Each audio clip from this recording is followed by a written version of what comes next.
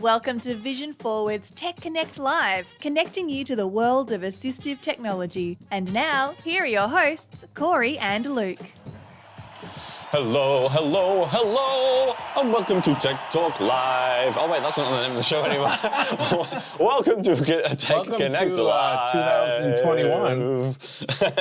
And we're back with... Can we do this episode in a pure... Deep dive. Can we do it in a pure musical fashion?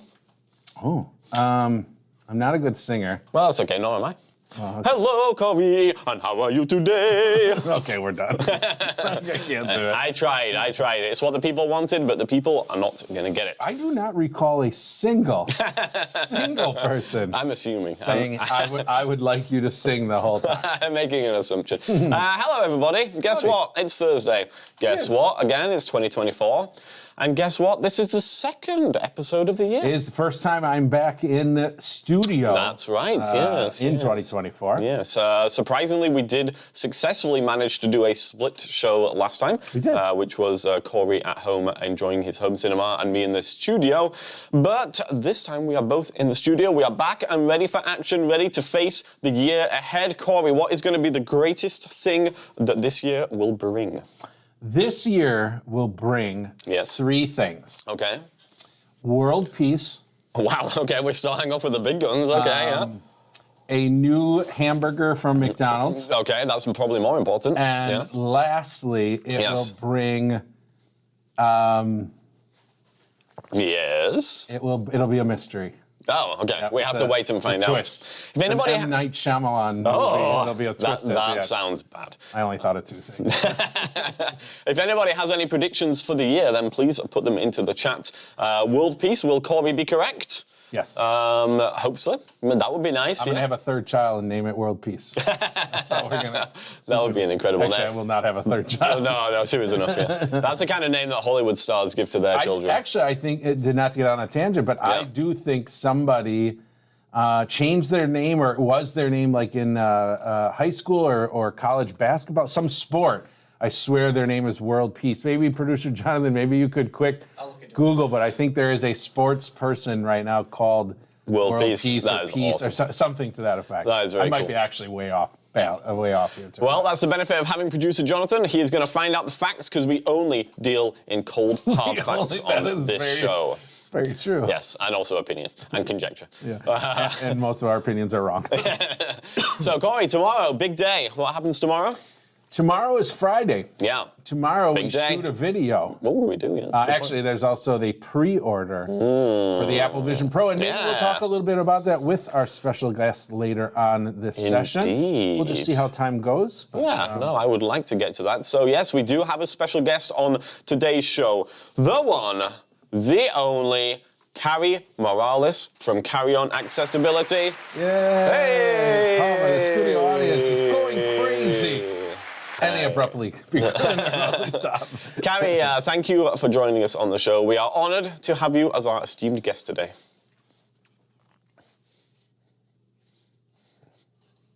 Well, that's good. I hope you've been laughing at us just gonna say, and not with us. We do like to be laughed at.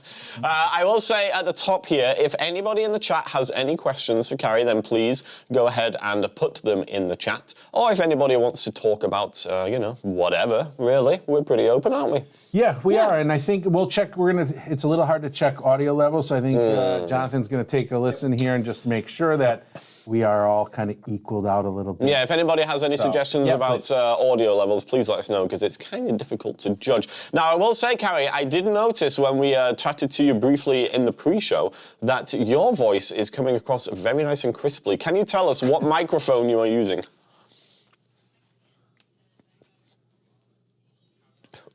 Okay. Okay, fair enough. Well, I will say, whatever it is, it's doing a very nice job. Good recommendation. Yeah. Get a friend, even better, get a friend to buy it for you. Oh, there you go. Yeah, that's the best recommendation right there. Well, it's very nice and clear, so we definitely do appreciate that. Now, Carrie, at the top here, I would like you, if you don't mind, just to tell us a little bit about yourself for people who might not be familiar with you. Maybe tell us a bit about your background, and if you feel comfortable talking about your vision, then you can tell us about that, and whatever else you might like to say. I didn't hear her at all. I'm going to double check. I would like you, if you don't mind, just to tell us a little. Carrie, I'm sorry to interrupt. We seem to be having some technical issues here. Well, I mean, it depends if you consider them technical issues. At this moment, only we are heard on YouTube. Yes, you are not being Carrie. heard. Now, I do consider that a technical. I would say that's a technical Maybe we could issue. jump in OBS to make sure. Wait, but if we are being... I can't hear her at all on YouTube. Okay, give us a second, everybody. So I'm thinking maybe this might be a mixed Oh, are we issue. muted there? No, it should be coming through number 6 over USB. So it is coming through the computer. USB mix minus is turned on. Should we turn it off? You can try, but I don't think that matters. But give it a quick check. All right, Carrie, go ahead and say something for us. But now we won't Hello, know hello. until we Ooh. catch up. I'm not seeing it coming through on OBS. Are you hearing an echo there, Carrie? There's a bit of an echo or so we want feedback. to turn that off. Yeah. Okay, let me turn that off. Please hold. We literally used exactly these same settings last week to do this same thing, and they worked perfectly well. But of course, they don't work now. You want to check in OBS real quick? You want to check what the sound card is in We can hear her on YouTube. We can hear it on YouTube?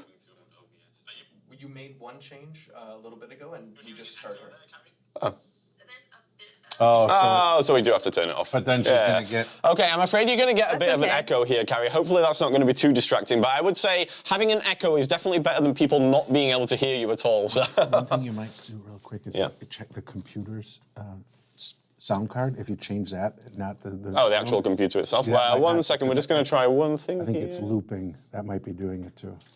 It's set to the TV at the moment. Oh, well then that This is is one reason completely I don't use not what I OBS. expected. Yeah, it can get a little bit confusing, unfortunately. Yeah, why is okay? Is Well- it okay for you though, Carrie? It's totally fine. Okay. Don't worry Hey. about it. let's live with it because I think it sounds okay going across, Yeah. but Yes. not. Okay, so let's go from the Wonderful. top, Carrie. If you could please tell us a little bit about yourself, that would be fantastic. Sure. Hi, everybody. I'm Carrie Morales from Carrie On Accessibility. I'm a creator on YouTube. I'm also on Facebook and Instagram and TikTok. I'm also on X, Twitter, X, whatever you want to call it. Yes. That's what I call it now, X, Twitter, X. As Carrie on A11Y. And yeah, I make content about accessibility and technology. I have an addiction, probably. Maybe that's a good or a bad thing to technology. And something that I really enjoy, I've been legally blind since birth. I have something called aniridia syndrome, where it's an underdevelopment of my iris and my eyes in general. And I guess my vision is about 28 over 800 or 20 over 1000, depending on the day and the lighting and all that. Yeah. And depending on the doctor, all that. Yeah. Yeah. And I've been on YouTube for, I started my new channel, Carrie Accessibility, last year, the end of last year, I think. And then I used to have an old channel called Live Accessible, which a lot of people still know me by. Yeah. But that is now discontinued. Now, what did you say to us in the pre-show, Carrie? Yeah, how do some people refer to that new- channel at this point? Yeah, instead of live or live accessible, Yeah. it's dead accessible. Yes, we're going to embrace that. Yes, that's a great idea. You It should. lives on YouTube. It does live on YouTube. Content That's very never true. dies. No. For better and for Exactly. worse. Yeah, I was just gonna say. What inspired you, Carrie, to start doing the whole YouTube thing? Yeah, so I've been watching YouTube since I was young in high school, and I guess I was one of those idealistic teenagers. I was like, oh, that would be so cool if I could be on YouTube. And it wasn't until I used to work at a low vision center, and I'd help people with assistive technology or daily living aids. And I helped out with a low vision specialist that would come every month. And I just wanted to follow up with people. They don't always come back, right? And I'm like, well, I wish there was a way for them to still and put out the information without necessarily them having to go to a place, right? Yeah. I am in the generation of let's go digital, let's go on the internet. And so that's kind of what I wanted. And when I had my son, and when he was a baby, I decided to stay home and become a stay-at-home mom. And I had a little bit more time than usual. And so I binge watched a whole bunch of YouTube videos on how to start a YouTube channel and what to do. And yeah, that's long history now. And I've been on here for many years. It's interesting that you say that, because I agree completely. Like when I started on YouTube, it was because, like, obviously this was going to be the future in terms of, getting information out there about things, right? Obviously, like, it was just very clear. And I think I originally started in 2012 or 13. And it was just very clear that, this was going to be how people were going to get information about all sorts of things. Yeah, and so it's like, it was like, well, let's get on board this, let's get doing this. And I feel like it's all evolved so much now. Like when I first started, when I was still working at the Chicago Lighthouse, our videos, let's say they were very rough and ready to begin with.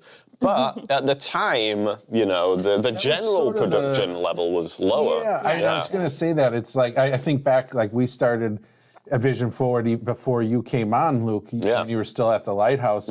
And all of our videos, I was doing them, and they were all one take. Yeah. That was it, and really single camera, no editing. If you ask our producer, he'd say they still are one take. Yeah, that's very true. But you're right, at that time, it was sort of, it was okay. Yeah, the expectations were lower. Yeah, right? people didn't, now we're at a point where production in stuff is so much easier for people to dive into and try. And I think people are now realizing that viewers want more. You're competing against. You are. The landscape is very competitive. I was making pretty rough and ready videos, but they would always do really well just because there wasn't that much out there, So like I did an eSight 3 video, and it has like 160,000 views or something at this point, just because at the time, the competition wasn't there. But now, like, there's so many people making such slick content. It's amazing. crazy. Like, I think about doing a search on YouTube for a specific. So, side note, the project I'm doing right now is I'm building a automatic smart dog water. So whenever the water bowl is empty, it automatically fills by itself. because I'm tired of filling my dog's water bottle all the time. Okay. Plus, I just always need a project, so that's my current one. Yeah. But wait, when you say building, like, in what way? Well, taking a water bowl and then using a smart water sensor so that when the water is empty, it then senses that the water is empty, and then that alerts the faucet that turns on. I'm running a faucet, right, in the wall, coming up from the floor, so then it turns on the faucet automatically and fills the bowl, and then turns off when it's full. That is incredible. Yeah. So hey, do you have a liquid level indicator in the bowl so you know when it's full? It's funny you say that, 'cause I was, yeah. But anywho, the point was, any topic you want, you do a search and you'll get a handful to hundreds of videos. Oh yeah, depending on what exactly. It is. Yeah. And I find it amazing now, where within a few seconds, I'm moving on to the next one if I don't like the person's voice. I know, right? If Yeah. it's slow, Yeah. if it's whatever it might be, because you have so many options now. I slightly disagree. Okay. I mean, I agree in a way, in the sense of all of YouTube, perhaps, and many general topics. But I think that there's a huge lack of details and videos and information when it comes to assistive technology and accessibility. So I think it's still a wide open market, honestly, for video content creation. Yeah. I tend to agree with you. We're having another technical issue. For anyone who's blind may not know, but we just lost that video. Our camera turned off. This is seriously. I don't understand. Why do we do this? Why does anyone I don't think we mean to do it. Why does anyone do YouTube? It's not, Hey, we're back. Anyways, I agree with you, Carrie. I think you're right. I think there is a much smaller market for assistive technology. One of the other things, too, and I say this, and I guess I'm trying to be careful because I'm really not trying to knock anybody who's... Just let it out, Corey. Come on. I think there's limited information about assistive technology, but you also got to be really careful about sometimes getting the wrong info. So what you're saying is people should not be watching our channel. Is that what you're saying? We don't have video or audio, so they're not really. But I think everyone being able to create their own YouTube channel just by having an iPhone is awesome. Yeah. But you also run the risk then too of sometimes getting. That's I guess that's true for everything. Yeah, exactly. Yeah. So, Carrie, you had mentioned it. We had mentioned it as well. Live Accessible. This is the previous YouTube channel, the foundational channel, if we may. Yeah. And that was going for a while, and it seemed to be pretty successful. But then you actually created an entire new channel and a new brand, really, because, I mean, you have a website and you have a podcast associated with this and all of this stuff as well. So what was the impetus? What was the driving force behind you doing that? Really, there were a few factors. First, there was a big life change, and let's just chalk it up to that. Okay, fair enough. Also, I wanted to start anew. If you guys go back to your first YouTube videos, I'm sure you probably wouldn't want to. Yes, exactly. Yeah.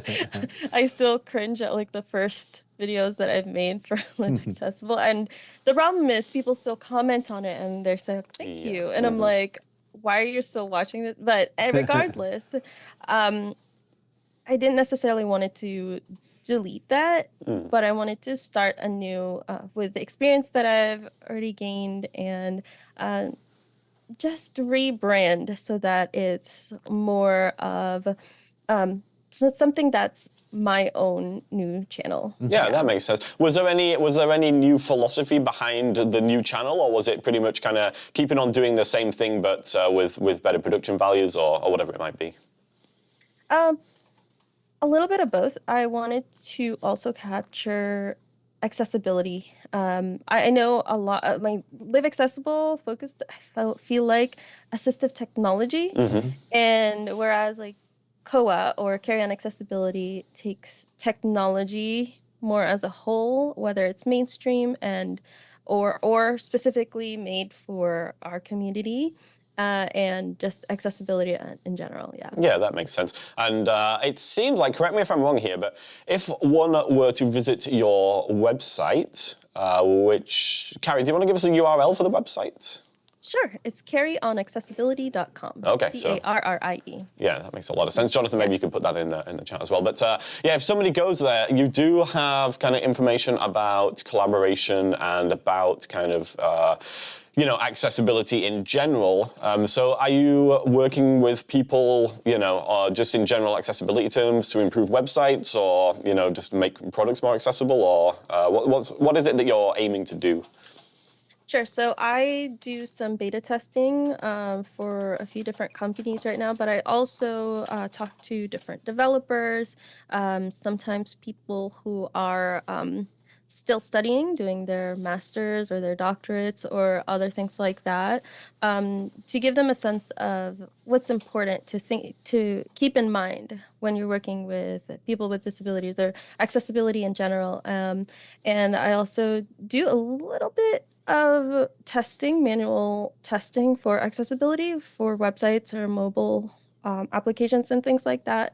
I've done some of those projects, but I feel that my core value is making sure that companies, organizations, businesses, while they're designing and while they're implementing new features, that they know what they should be considering to make their stuff accessible. That makes sense. And obviously there's nobody better than somebody who's in the community to be giving that type of advice. Yeah. I always felt Definitely. it's kind of difficult to do, I'm not sure what your background is, Carrie, and I was going to ask you in a moment, but I think sometimes that accessibility testing, there's almost kind of two levels to it. There's like the usability of I'm just a user and I'm unable to use this app because the button's not labeled or whatever it might be. Right. Versus the individual who identifies and then says this is how you fix it. Yeah, and yeah. How about, like, that's not me. My background isn't in coding or but I can do kind of the more usability. And I'm not sure, Carrie, what your background is, what got you into assistive technology, and if you have some of that programming background or kind of where your comfort level is. Yeah, so I have a little bit of coding background. I'm familiar with HTML and CSS, a little bit of ARIA. I'm actually still studying for that. Cool. And learning all of the actual technical parts of it. And I think that everybody's still learning it because it's an industry that's still new, right? And I do usability testing. I also work with Fable, and they partner with different companies and have a lot of different testers testing their clients' products. Sure. Yeah. So I believe, Jonathan, did you have something from the chats? Let me turn on your microphone here. Yes. So we've been seeing a couple of well wishes from the chat. Excellent. And specifically, it seems like we have some people who are also interested in learning how to record and edit their own videos, but they have varying degrees of vision loss. Some people are totally blind. Okay. And so they sort of want to know what are the nuts and bolts. They've got some regular technical equipment. I think they've got a MacBook Pro and an iPhone. So like what we might see from like a more casual creator, how does it really work?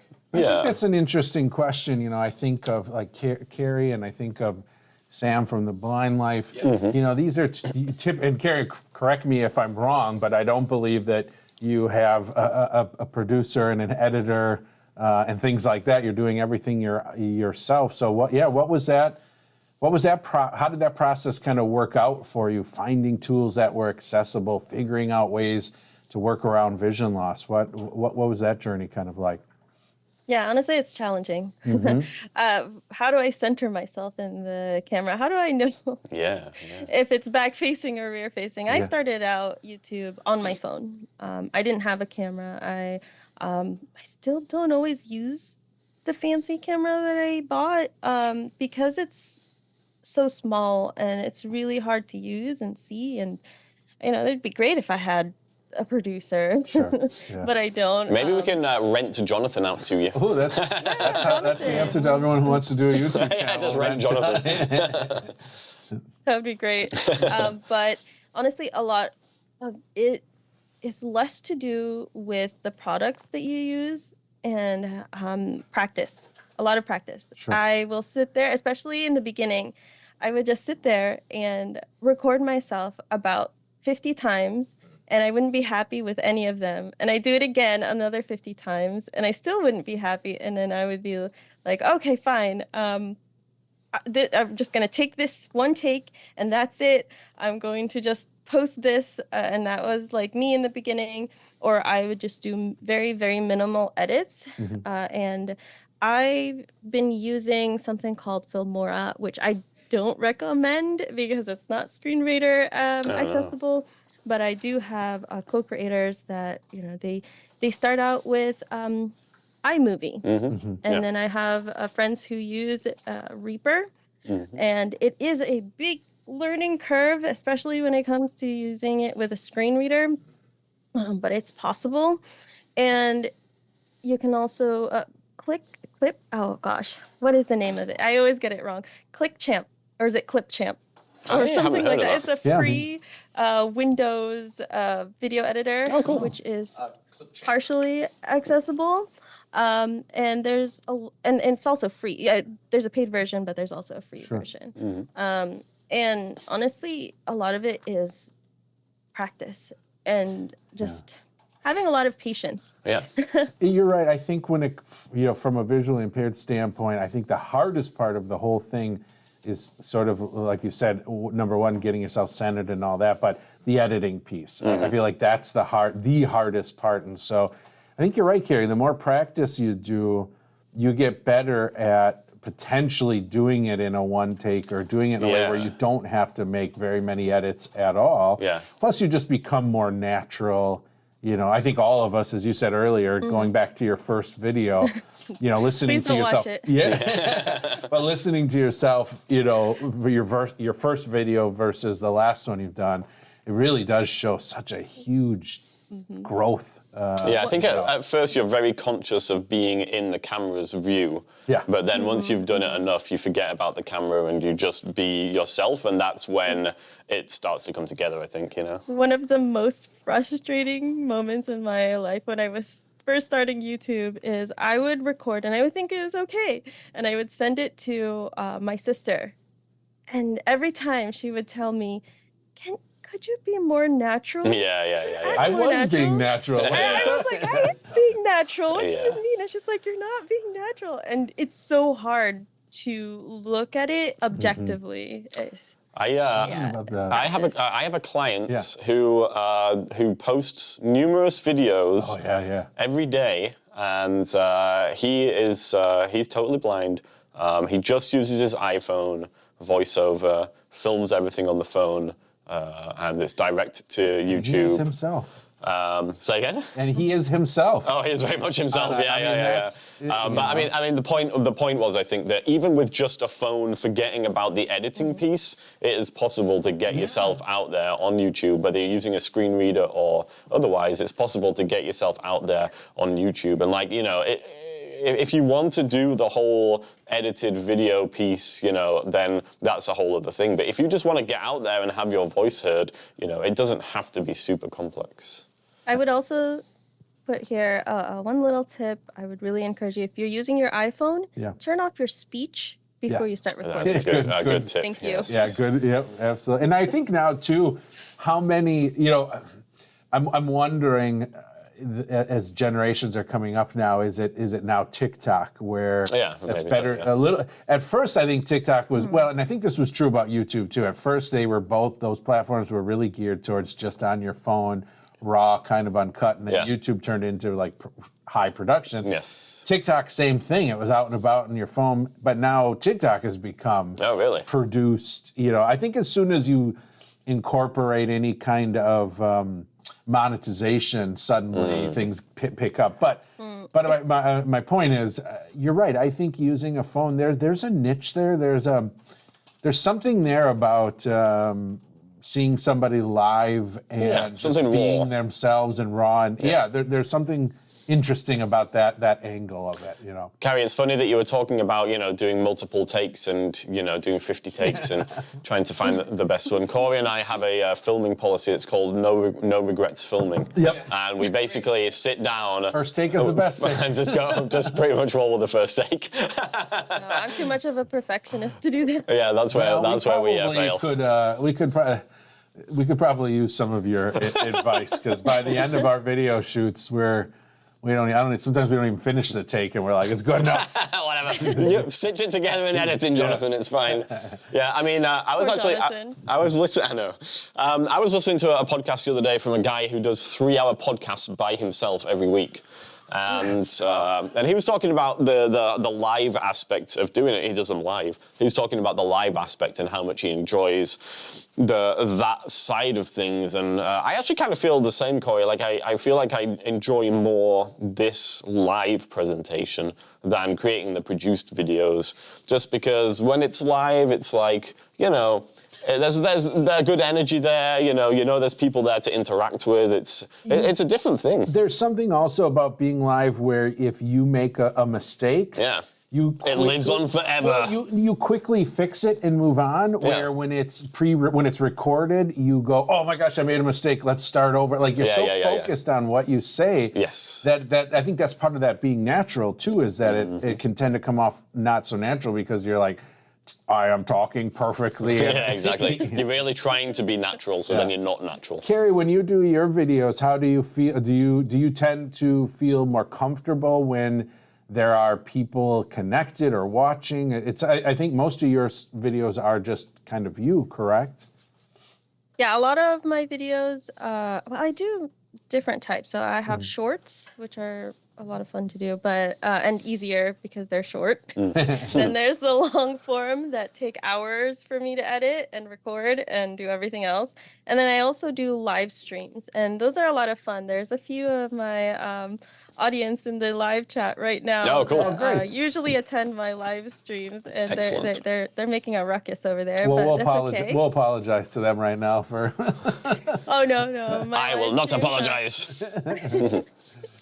They are a little bit like this, you know. Something always goes wrong. Oh yeah. Well, that's all part of the fun, though, right? Exactly.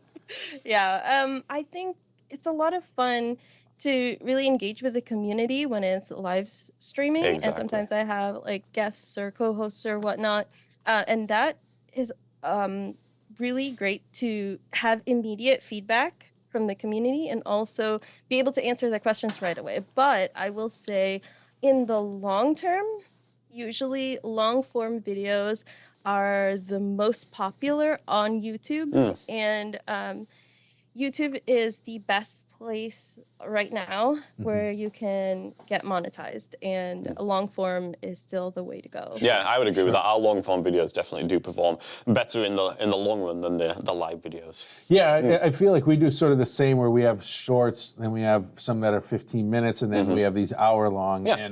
And our 15-minute-ish produced videos tend to perform better than most. You know, they kind of do have the best numbers. And Corey, we also have a podcast which can be found at your podcast app of choice by searching for Vision Forward Tech Connect. Indeed. And Carrie, you also have a podcast which I believe is called Epic Ally, where Ally would be, what, A11Y, one of those types of jobs? Okay, yeah. So that is, now, okay, tell us a bit about that podcast.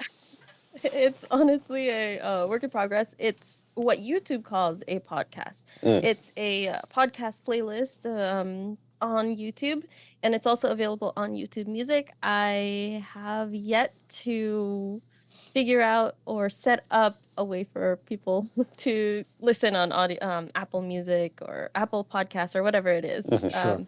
Well, I think what do we use, Jonathan, for our podcasting? Most of the time we send ours through Pinecast. Pinecast. Which goes Pinecast. to Apple and Spotify. Yes. We And a whole bunch of other. And we've used Podbean in the We were past using as well. Podbean, so I typically have gotten some. I usually, not always, but Jonathan Mosen had recommended Pinecast, and Jonathan's been in the field for years and years and years and has done tons of audio. So Pinecast, from an accessibility standpoint, had been pretty good. Now I haven't been in the back end of it for a long time now, but they do make it really easy to push out to all the other platforms. That's a It's nice like thing. one button. But being on YouTube, as you're saying, Carrie, I'm not sure if they create an RSS feed. Well, anyways, that's kind of interesting though, to use YouTube as your, not your sole platform, but even having some podcasts within YouTube too. That kind of makes sense to keep it all I together. mean, I do intend to put it on somewhere. Yeah. So for audio listeners, I just haven't gotten around to it. Sure. It's on the list of projects. Yes. Jonathan, did we have something in the chat Exactly. here? Well, we are enjoying playing host to some of Carrie's audience. Yes, yes, indeed. Thank you for joining us. We even have Harpreet back asking Oh, we do. about if Adobe software is compatible with screen readers. That's a great question. I mean, I've used Premiere, but not with a screen reader. Not as far as I know. Okay. No, and it's not. Okay, so Carrie says no, so sorry, Harpreet, but you'll have to find an alternative by the sounds Adobe's of it. not quite there yet. No. But there is also someone who, Miss Beifong, is asking if we can mention the live Dross report. I'm not exactly sure what that is. Oh, right. Okay, Carrie so knows. Yeah, Carrie knows, yeah. that is my friend and co-host Jared Tough Bifong.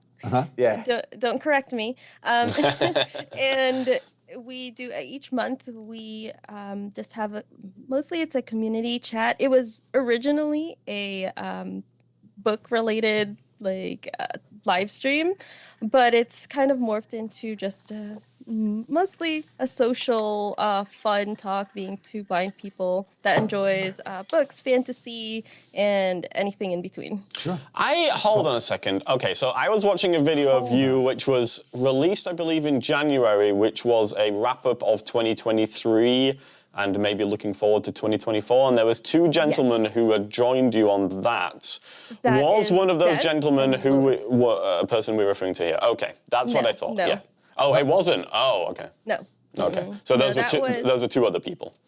Yes, those are two of my colleagues in accessibility testing and all that. Oh, yeah. Okay, I enjoyed that video So, quite a lot. Speaking of 2023, we had a bit of a wrap-up show as well, and we talked about some of the things that we were really excited about in 2023. I'm curious, Carrie, from your perspective, what do you think was the big sort of the big story or the big takeaway from 2023? Did you have a specific product or service or whatever it might be that you ended the year really excited about? It's all about AI. That's what I It's going to figured. be integrated into every single piece of Yeah. assistive technology that we have. It's already being integrated on phones now, and I know we briefly talked about the Celeste glasses, Yeah. which basically, if you guys know what Be My AI is, or you can take a picture and it will use AI to describe it for you. It also has OCR. That is something that's supposed to be shipping to me sometime soon, that I good. can get my grubby little hands on it to try it. Cool. Yeah, because I saw that you had done a video with one of the developers of that product. So, Yes. so the Celeste, I was interested in just because I hadn't actually heard of it until I saw your video. And what it basically is a pair of black-rimmed sunglasses, but they're smart glasses, right? They have a camera in the front. And it seems like they have some of that AI functionality. So, in terms of the features for those, is it just like scene description, or they do OCR, and then is there anything else that they have going on? Yeah, you have OCR, scene description, and then you have a smart assistant that you can ask questions, whether it's related to an image that the glasses have taken, or it could just be speaking to a chat GPT like assistant. Yeah, got you. Yeah. So I have to agree with you 100% about AI. And I think at first I was like, well, that's okay. And sure, now I'm going to know more about this picture. But the more I use it, the more I realize how, I hate to say life-changing because it starts to get a little kind of corny, but Don't start crying. Transformative. No. yeah, last week, I think it was last week, maybe it was the week before, it doesn't matter. I got a check in the mail from a family member. My family pays me. They're so excited to be related to me that they all pay me. So they sent me a check, and it was handwritten, just a standard check. And I took out Be My Eyes. I'm like, I'm going to try this once. And with Be My AI, I took a picture of the front of the check, and the way that it explained it to me literally was like a human I handed the check to. They're like, it said, this is a check. It is made out to this person. The amount is this much. They've written out this amount. The memo field is blank. and it was all handwritten, and it was able to do it. I mean, it was just amazing. one of those moments where you're like, okay, this is why AI is going to be, why it's going to transform products in our lives, because it's not, I'm so used to that, just reading what it sees in whatever sort of order it thinks makes sense, you know, your standard OCR. Yeah, but this is actually intelligently. That's what I mean. It's, again, it's like a human was explaining the check to me. Yeah. I'm curious, Carrie, if you've had any experiences like that where AI just sort of just changed, you know, made you kind of like, oh my gosh, this really is going to be great. Yeah, I mean, for all of those reasons, I also really like the idea. I feel like this may be cliche of an example, but a menu, for example, a menu. And when you take out Google Lookout or Seeing AI and you point it at the menu, you're going to get a huge word explosion, right? And instead of when you pass the menu over to somebody who's sighted and you're like, oh, what's on the menu? Well, what are you looking for? Well, this is what I see, this item and that item. And they don't like necessarily tell you the price of each item, unlike a regular OCR. And that's the nice thing about this AI. You get what information you want when, and you're in control of that. Yeah. And that's like really great for me. I also really like asking questions. I'm less interested in the scene description than I am in asking questions like what's happening across the street from me? What are those children doing in the park that are playing with my son? Like, well, you're totally right. I mean, in our Be My Eyes video, you know, I took a picture of this scene and Luke was sitting on a bench and it told me there was a bench and that somebody was sitting, and then I asked it what side of the bench they were sitting on so that I knew then what side to go and sit on. You know, those are like, it's like, you're right, the questions are the more important. I don't exactly care that it's a beautiful autumn day with the blah, blah. That's, sure, that's nice, but really, we need actionable information. Like, I need to know what to do. And, you know, and you're talking about the menu. I think that AI brings, what we've been missing in OCR as people who are blind is the ability to visually scan. People who are sighted can just quickly scan a menu, see sandwiches, and just start reading. And then from there, scan and find chicken, you know, or turkey or whatever sandwich you want. Where, you know, when you're blind and rely on OCR. Wait, a sushi sandwich? Isn't a sushi, is sushi its own sandwich? If a sushi sandwich does not exist, it certainly should. Yeah. But anyway, AI allows us to, it's almost the closest thing to visually scanning that we've gotten to, where we can just say, what turkey sandwiches are on the menu? I love how you phrased actionable information. Yeah, I mean, that's really what it comes down to. Yep. Again, at times, sure, I want to know the beautiful scene, but 9 out of 10 times, I need to do something. Yeah. Like it's a tool. You are using the tool to achieve a purpose. Exactly. And the questions is how you get that information. one feature I'm really excited for on the Celeste, I want to preface this by I haven't tried this. I don't know what it's actually going to be like. Yeah. But one of the features that it's supposed to have is the ability to ask it to continuously scan your environment and read things aloud to you. So, for example, this is me at the mall. I get out my magnifier and I'm trying to read the signs, and they're like in cursive and weird things. I can't see it. And then I try another OCR and it's reading every single thing around me, which is really annoying. And this, you can ask it supposedly, read all the store signs as I pass by. And so it'll continuously take pictures, and as it updates and sees new store signs, it will read it for you. And it must, maybe with AI, it knows to ignore like sales signs that are lower down. If that works, that will be really cool. Jonathan, from the chat, I believe. Yeah. So we're getting some commonalities with AI. A lot of people are agreeing that it does make follow-up questions and things like that a lot more useful.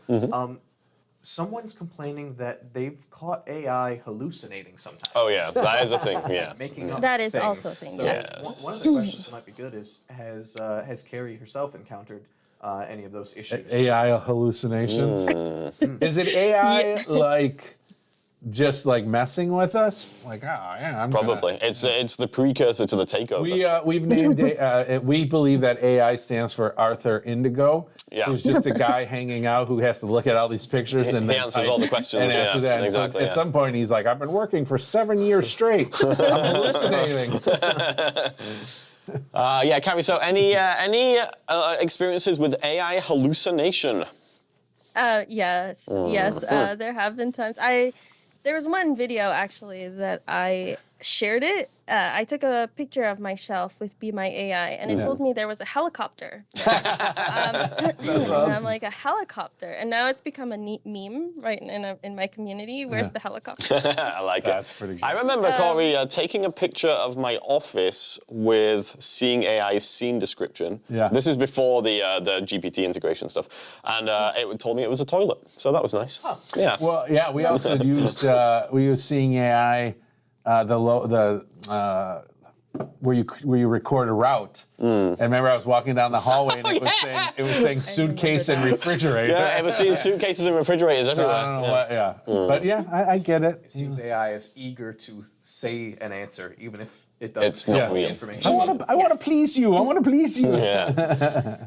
Yeah, and sometimes if you follow up and ask it, it will correct itself. Sometimes. okay. Realizes that it. I mean, if you, It's like a child. Yeah, right, exactly. Yeah. When I ask my 11-year-old nephew, I'm like, oh, what is this thing? Oh, and he just wants to answer really fast. Right, and I'm right, not right. really paying attention. It's a There you go, helicopter. that's your answer.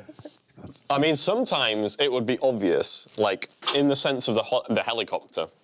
It's pretty obvious that there's not a Unless it helicopter was a behind toy. it. Maybe it was a it Lego was helicopter. not. Well, that's true, but you probably at least have an idea what was on that shelf, and you'd be like, I don't have any toy I mean, I helicopters. didn't know if my son put some. Like, Well, one yeah, of that's a his fair point, Little yeah. helicopters on my shelf, and it wasn't there. I went and searched. No.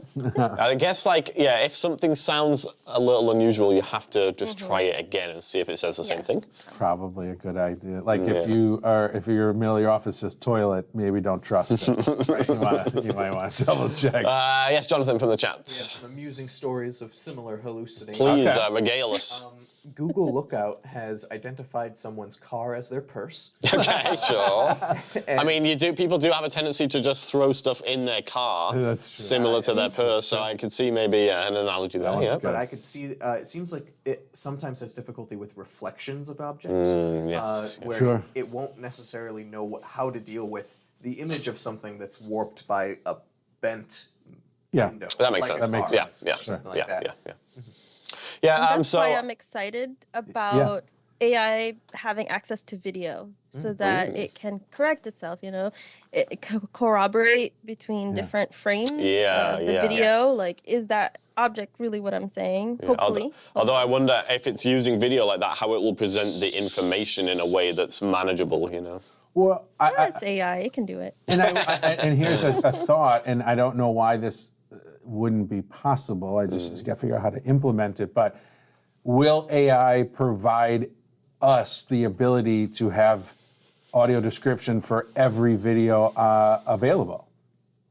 Yeah, that would be amazing. You know what I mean? So? Yeah. I wouldn't want to use it for a movie because obviously have a real it's person. always going to be behind because it can't do it. It's got to figure it out and speak it. But in cases of video content that isn't audio described, why not be able to have a GPT plugin that that does it? Yeah, for you? that would be I neat. think from accessibility, it'd be amazing. Yeah. If you, from what I know and have heard, you can paste video links to some not ChatGPT. I think it's Google Bard, and it will describe what's going on to a certain extent. Cool.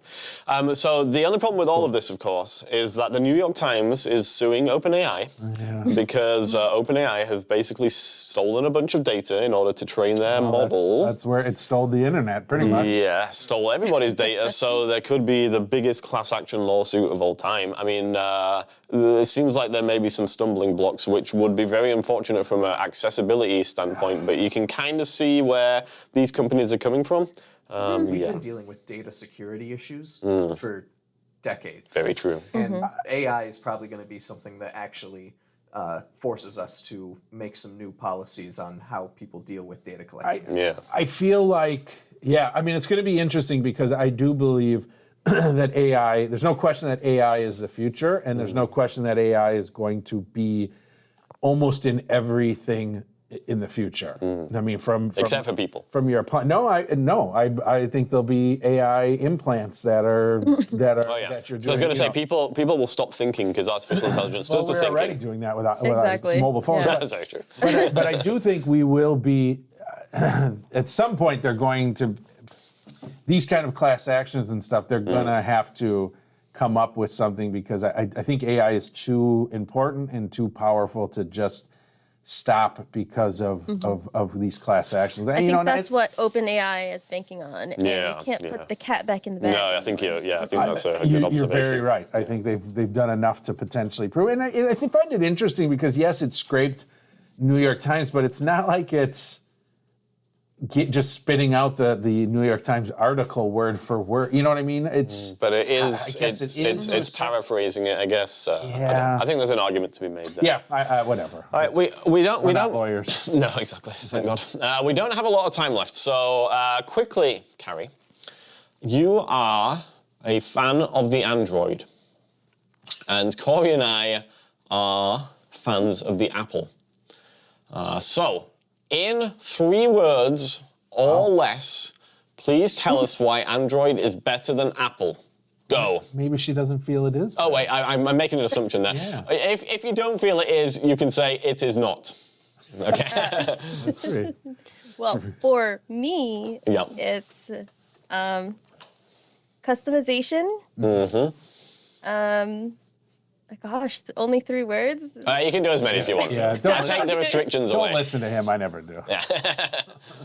Okay, well, I just feel that on Android, I have the choice instead of Apple choosing for me is the number one thing. Yeah, sure. I can see that. I mean, I don't have any issue with iPhones in general.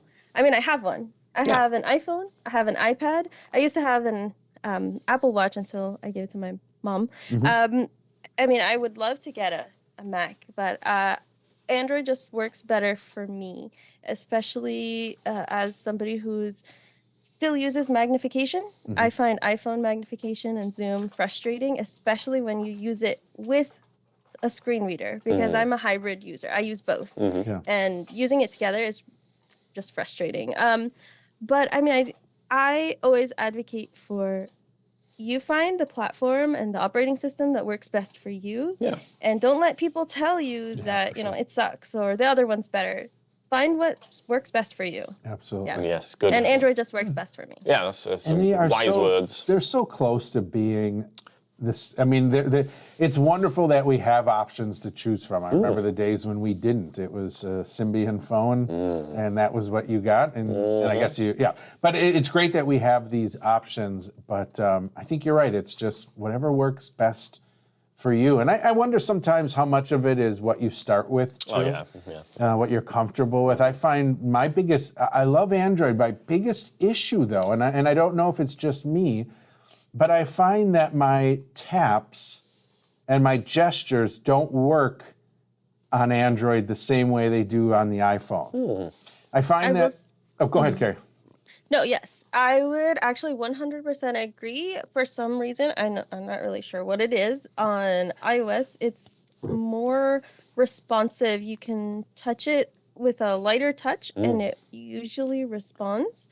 Whereas on Android, you kind of have to, be more boss-like. Yeah. Be more assertive sometimes. But I will say it has improved a lot. Sure. Especially, I would say, with the latest Samsung devices and the Pixel 8 Pro especially has a huge improvement on that. Do me a favor, Carrie, not now, but I'd be just curious, and maybe I'll connect with you via email, but I was setting up a Pixel 8 yesterday, and the way that I always use the phone is I hold it in my right hand and then use my right thumb to just do everything. Swipe, tap. For the life of me, no matter how many times I tried, I could not get it to recognize a double tap with my thumb. Every time I had to then put the phone in my left hand and use my right index finger, very, very prescribed to get it to do it. So I try it with your thumb sometime. I'm just curious, but That's what I always use. Yeah, okay, good. So then, okay, maybe So is you, Corey. maybe my thumb has no electric pulses going through. Yeah, so I can't do you it. have a dead It just thumb. recognizes that you're an iPhone user. Yeah. We're gonna mess with this guy. All right, well, yeah. we have unfortunately reached the end of our show, but yes, if people who are not familiar with Carrie would like to go and check out her wonderful content, including a lot of cool Android accessibility stuff. And This week in helicopters. yeah, exactly. Yeah, and shows. the podcast and the shorts and all the cool stuff. You can, of course, go to youtube.com/Carrie on Accessibility. I'm hoping that that's correct, Carrie. Did I get that right? It is correct. It's at Carrie on Accessibility. thank you for correcting me. Because YouTube now, Yes. I have to put an at before anybody's username. Okay, Do? okay. Oh, we should probably, I guess we should have known that. I didn't Yeah, even know so that. nobody can ever find our channel. But you can also head over to carrieonaccessibility.com. Yes. C-A-R-R-I-E. No, Yeah. is that right? Yeah.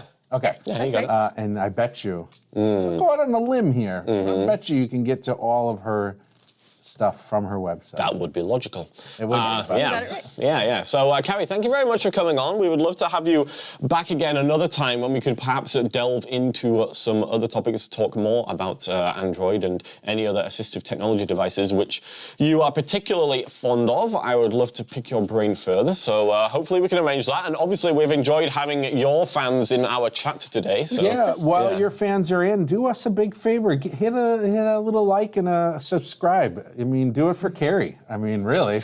If you hated us, that's fine. You're but such a manipulator. I am can't told. believe you've I'm told. lowered yourself to this. I'm a very big manipulator. I know. Ignore what Corey said. If you liked the video, then give it a like, but don't feel like you have to for Carrie's sake. Okay. Oh, I think Carrie should guilt you guys all right now. You guys should definitely hit the Oh wow. See? She said to do it. and Corey, I would love it if you guys come over on a live stream sometime soon too. Oh yeah, let's do it. That would be we'd awesome. more than happy. Yes. Yeah, let's connect and you just let us know what works. We'd be more than happy to come. That would be great. That'd And be if people would like to go to our YouTube channel, well, You're I'm not actually sure there. what it is. Well, you're already there, yeah. But in case if you go on youtube.com/, Vision Forward Tech Connect, I guess. Connect, yeah. Yeah, but anyway, you should be there already. So while you're there, why not check out a few of our videos? Now, we haven't had a produced video for a little while. We'll have our Iris Vision Live 2.0 coming out next week, Thursday. We'll Yeah. be shooting that a reshoot of that tomorrow Yes. because we want the best product for you, our viewers. I think this is our And we did first not ever like that. reshoot, isn't Yeah, it? I think it is. In the It goes meantime, against your policy. I know, It is, yeah. doesn't it? That's a Well, good it was point. actually so bad that it had to go. No, it wasn't that bad. But while you wait for that, go check out our last Tech Connect Live. We did talk about the Iris Vision Live 2.0 and the iDaptic 5. Also, check out our Vision Forward YouTube Christmas Carol video. Oh, yeah. That was actually a lot of fun to do. good. Very different than what we typically do. But if you're a fan of Spaceballs, the movie, Luke And I A Christmas Carol. recorded. Yeah, we met. Yeah, the ending. Wait till the very, very end too. There's a Also, you little can see the future of our channel when we we looked into the future. Yeah, we found out that we have 500 million subscribers by 23 something or another. Yeah, and we're giving out bionic eyes. We are giving out bionic eyes. We're just to 1,000. Up to people, 1,000. though. Yeah. Limit 1,000. Yeah, so go check out that video. We had a lot of fun making it, and we think people will enjoy it. Thanks again, Carrie. It's been great having you on. Hopefully, we will be able to connect again. And for the moment, we will say goodbye. Thanks, guys. Thanks a lot. Bye for now. Bye now. Bye-bye.